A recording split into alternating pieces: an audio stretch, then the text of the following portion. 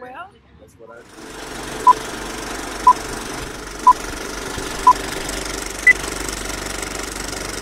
hey guys, welcome back. Welcome back to LaShay Listens. It's been a long time. I miss you guys, man.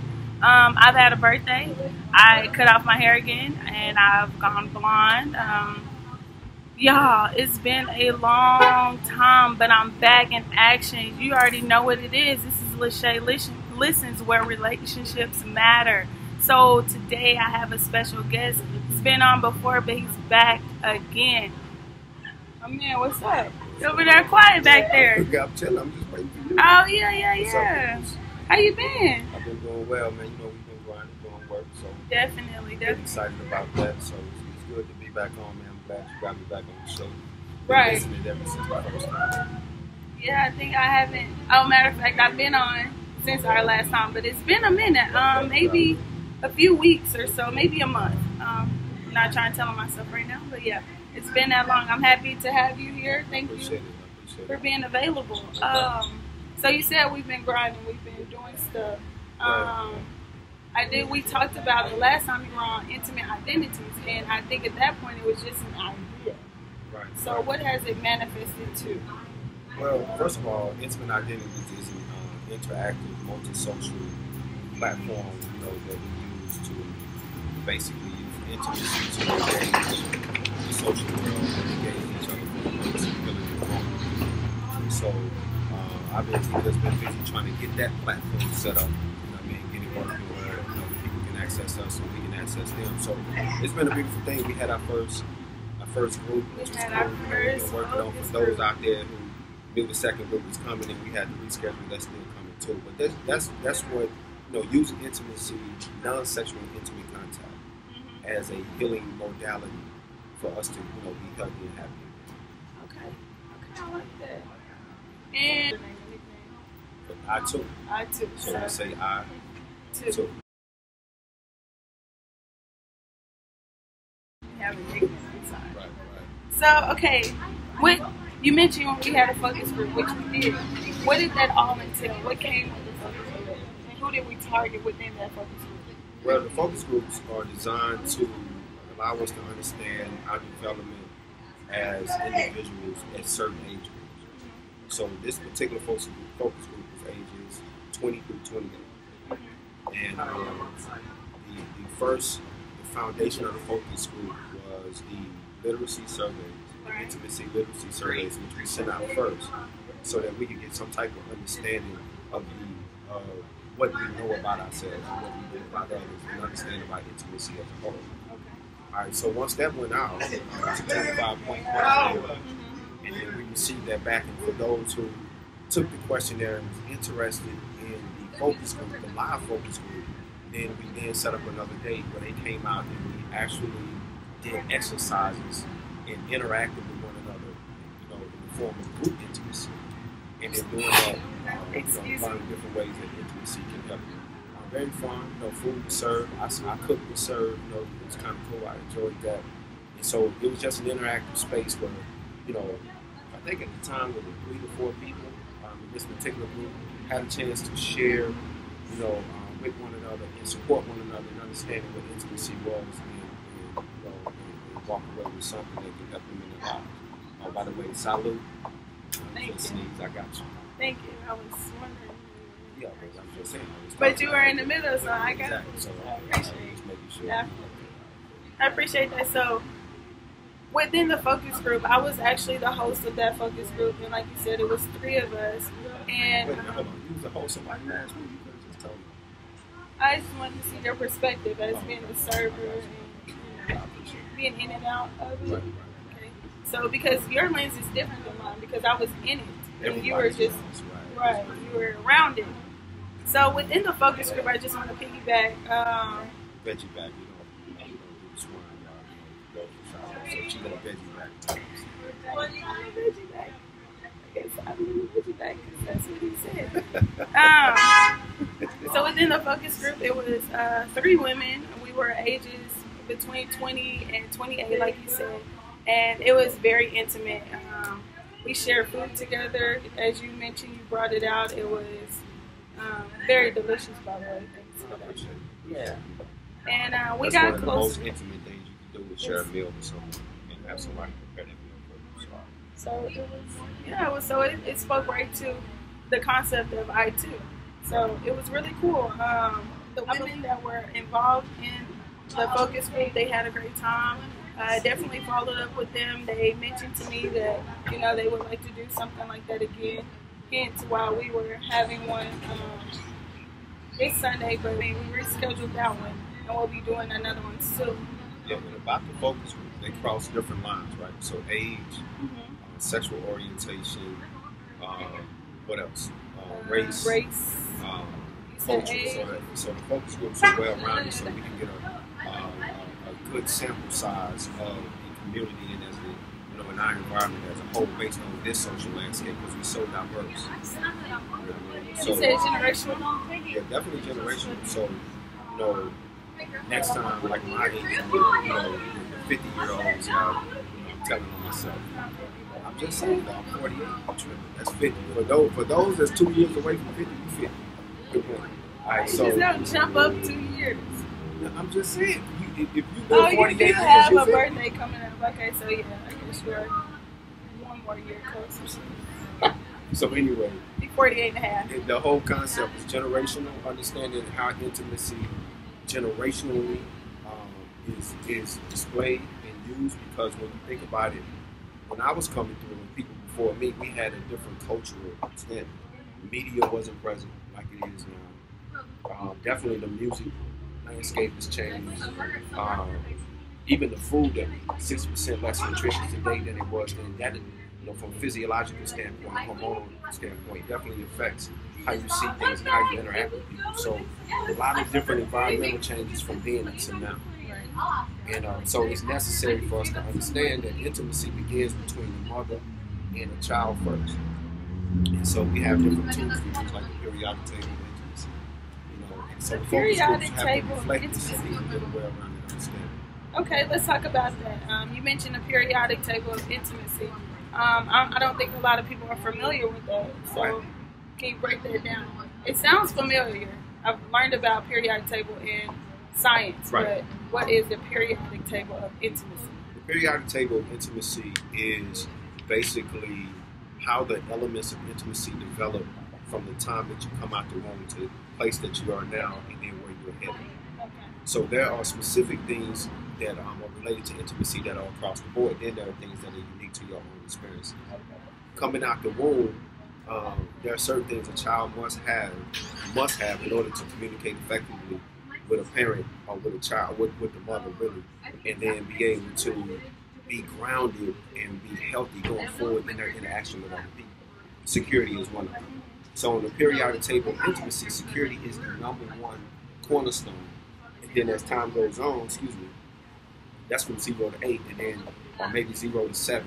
And then after that, you start to interact with other children, a brother or a sister or something like that. And now your ideal begins to expand from just your world being your mother into these other social dynamics. And once that happens, then other elements begin to form because now your world has expanded. And so then once you get to 13, now your world is social. You're taking selfies, you out with your peeps, you know what I'm saying? You're young, but the social landscape is opening itself up to your interests. And this is all backed up by, psychological data that says throughout the years on how you develop as an individual. What happens along the way, what we find out is, the periodic table of intimacy, sticking to that, these elements are added, right? And so, so one thing that we did in the focus group, everybody put together their periodic table of intimacy, and it was interesting to see how some of the things were the same at certain periods, and then how it changed based on experiences. And so then you start understanding, if we look at this time frame, when we add these elements, at some point where I may add transparency, another person may add rejection because they had a different experience. And once rejection kicked in, then they began, I think it was a sister at the focus group who said that rejection was one of the things she was concerned about. This began to become the lens by which she touched and dealt with other people. So she couldn't fully enjoy her experiences because she had rejection, fear, or whatever those things were. The periodic table throughout the time allows you to pinpoint when that happened. and then be able to replace it or deal with it to reverse the trauma, so you can re-engage your world, in a way that's happy. Also, in the focus group, we did something called Instruments of Intimacy. Okay. Okay, so can you break that down for me? Instruments of Intimacy is music and different types of entertainment by which, that are so prevalent today.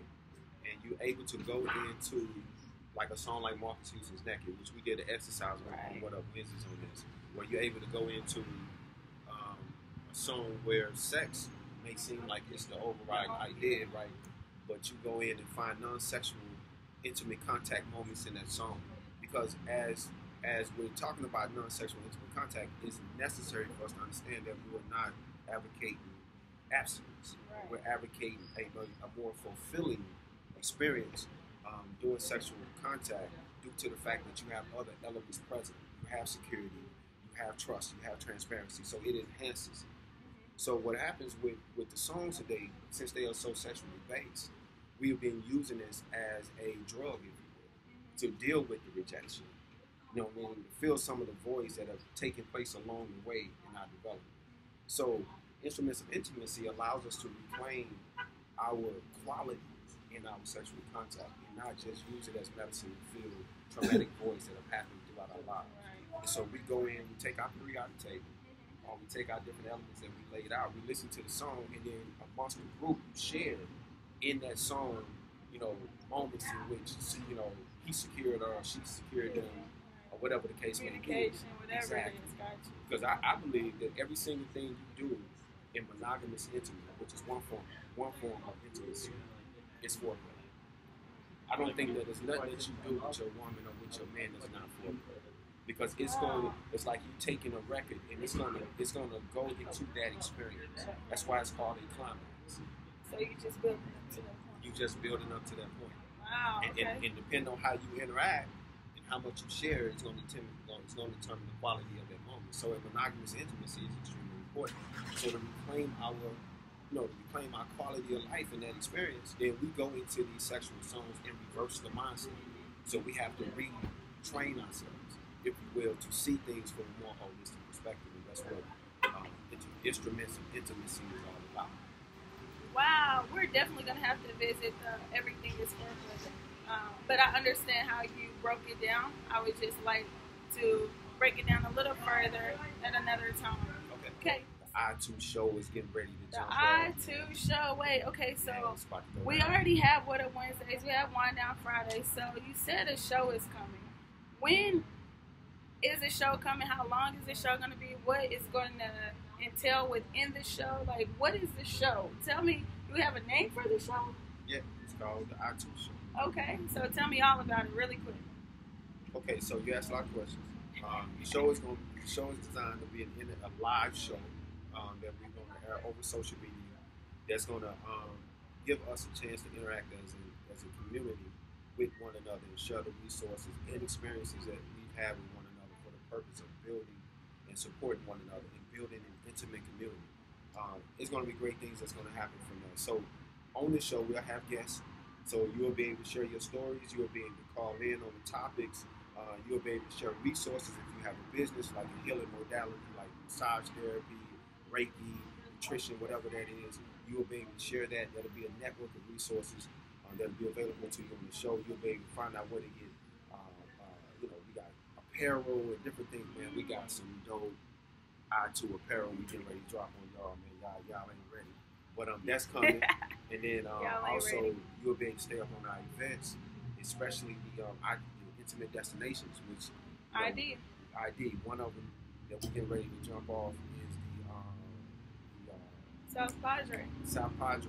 But also we have a great concept coming up with the Hot Springs Film Festival coming up in October.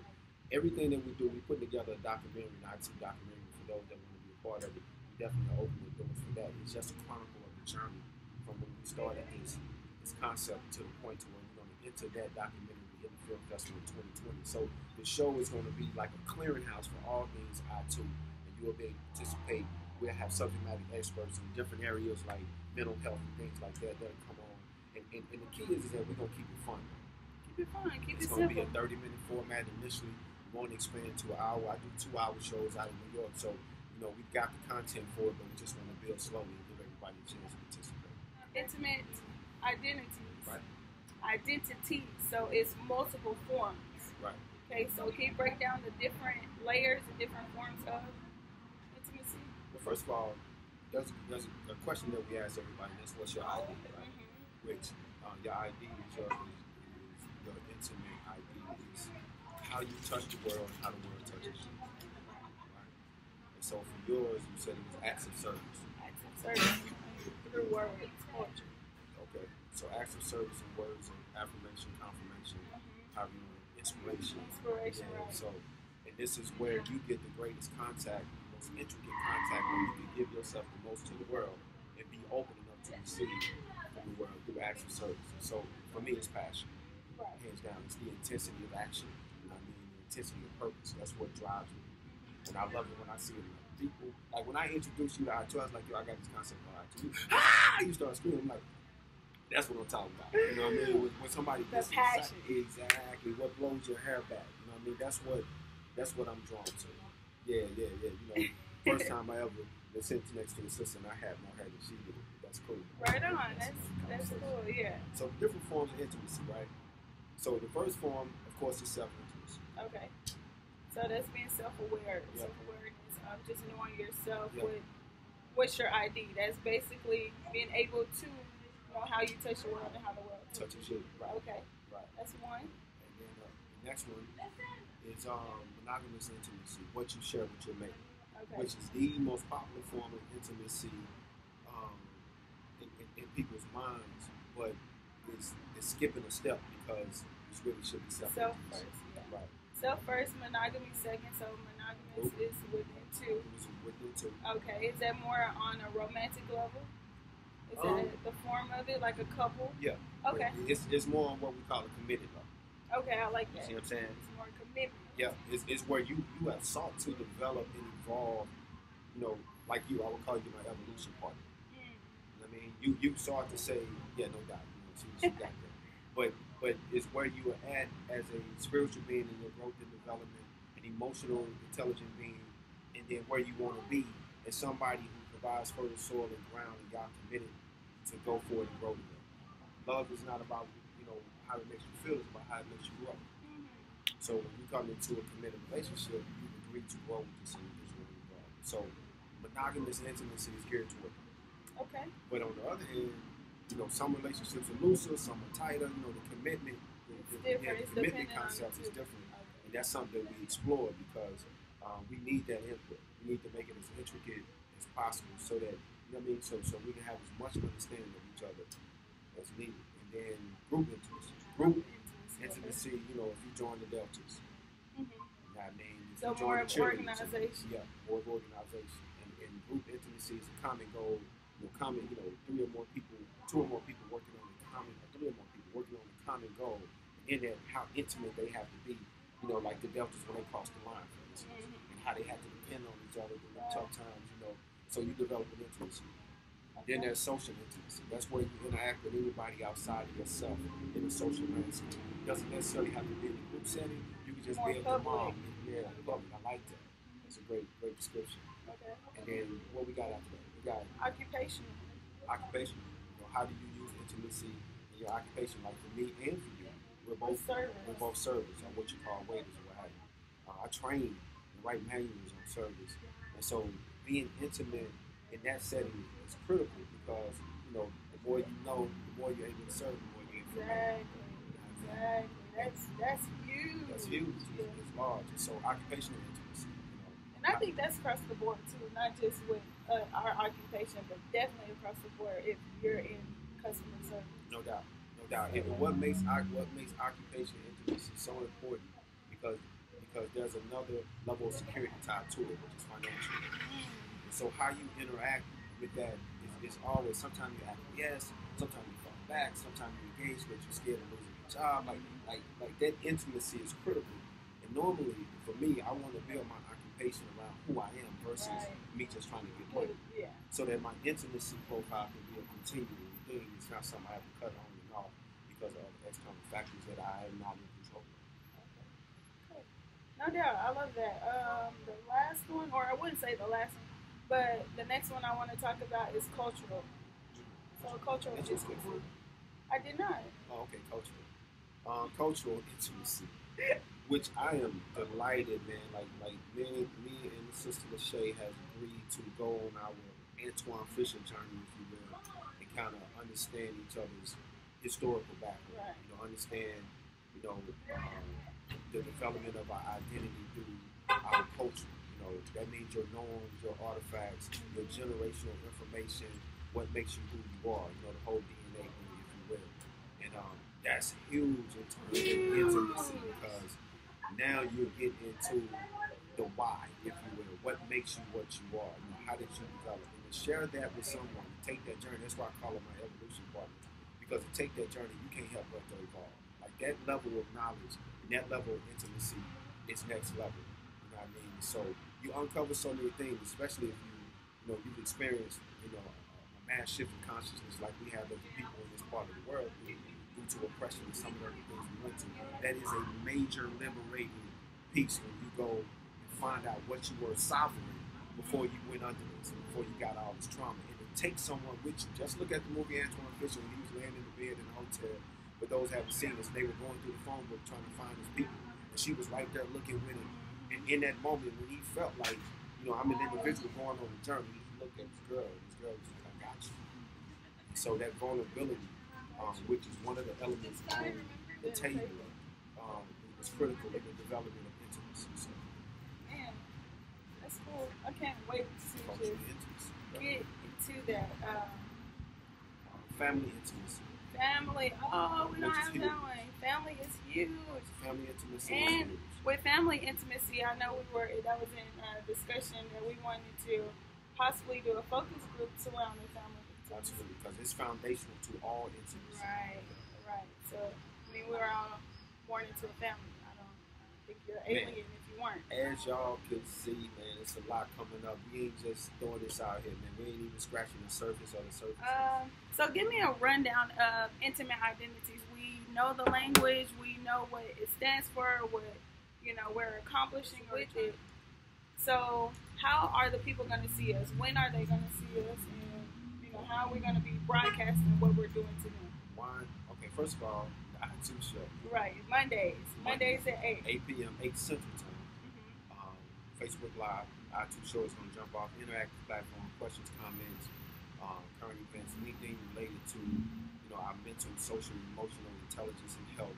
We're going to go over and we're going to build ourselves and support each other through that platform. That's jumping off 8 p.m. Mondays, Central Time, Facebook Live. So next Monday. It's going to jump. So next Monday, be ready. Next Monday will be the first one. So we have, don't forget about Tuesday. So he covered Monday. Tuesday, always LaShay Listens at 7 o'clock. Y'all gotta stay on her, man. Make sure she do the show, man. She be on some hiatus, We just gonna put me on blast. I won't have to. You already on blast. Ain't nobody seen you in a month, man. Hey guys. Make sure. Nice to see you all. Make sure you make her do her thing. I missed y'all. Thanks for everybody who reached out to me. That's one thing we have to do as family. We have to hold each other accountable. That's definitely on the chart, by the way, on the periodic. It's on mine, I know.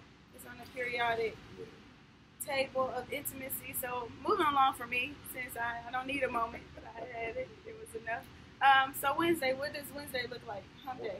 Okay, so that's what. What's up, Wednesday? What up, Wednesdays? That's when you log on to Facebook, and that's where we give a question, a follow-up from the show, an activity and exercise that we put out so the community can join in and develop in and give each other feedback and develop intimacy. That's going to be on Facebook. Fun things, man. That's going to be on location.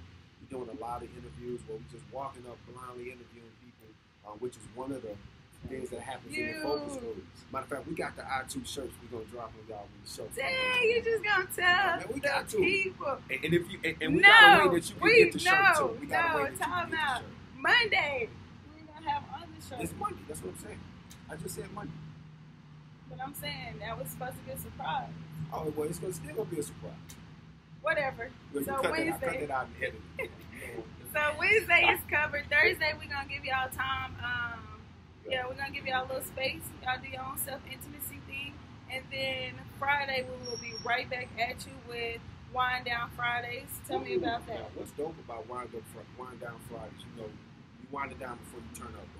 You're getting off of work, and you know that moment that you're supposed to have with yourself. You've been interacting with your coworkers, you know what I'm saying, your children, whatever, throughout the day, getting them in school, then going to work, and then you had that little moment, right, that little space, and you come home and you just download. You know what I mean? Drink you some wine, fix you something to eat, sit back, relax, you know what I'm saying, take in a movie, whatever, before you get ready to go with your peeps, before you get ready to go with your man, before you get ready to just do whatever you're going to do for the rest of the night. That moment, we want to capture that. We want ideas, because that is so important. It is not natural for an individual to be around other people 24/7. That's not natural. Solitude is critical in the development of self-worth and self-reflection, because if you can't spend time with you and really be comfortable, then that lets you know how you feel and how you think about yourself. So Wind Down Fridays is that moment. I know what I like to do. You know, since she had told me about some things she liked to do. And so we want to know what you like to do and what we like to do. It's called Wind Down Fridays, man, and we're going to share that. So Wind Down Fridays, that's also an introduction to the weekend. The weekend, we are letting y'all have that. That's your time, 2 days. It's not long enough, honestly. But it's that time to just relax, take care of errands, whatever you have to do, you didn't get to do, that's your time. And then you'll catch us back on Monday. Yep. So that's the whole week that you'll be seeing us. LaShay Listens will have different guests on the show. Yeah, I ain't coming back, B. Like, this is my last time. But you're going to have, you know, her people on the show, man. I have my people on the show this last week. You know, man, LaShay Listens, I'm not. I'm going to cut that out, too. Yeah, I'm just like, you just can't say that you're not going to be back on my show. That's right. I'm just playing. I'm just saying how you was going to take it. Yeah. I'm in control of LaShay Listens. This is... I'm totally kidding, but I'm not. You boss of the show. You're right. Boss of me. Okay, so talking about intimate identities, what are some ways that they can get in touch if they were interested in, you know, being a part of a focus group, or maybe they even want to join a team and be a part of, like, doing something as far as distributing the emails that we send out, or helping out with the surveys or things of that nature? How could they contact us? Or well, we got a lot of interesting things coming up I'm excited about right now. Our main form of contact is intimateidentities@gmail.com. So you can email us, of course, it'll be private, you know how they go.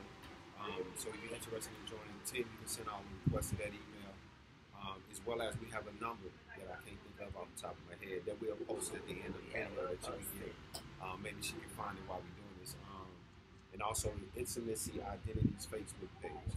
The group me is getting set up, so you'll be able to contact, for those that have already taken the survey and participated, we're setting up a group that you can be a part of. And so that's coming. And so that's set up. So, you know, these are the different ways that we can be contacted right now on the website.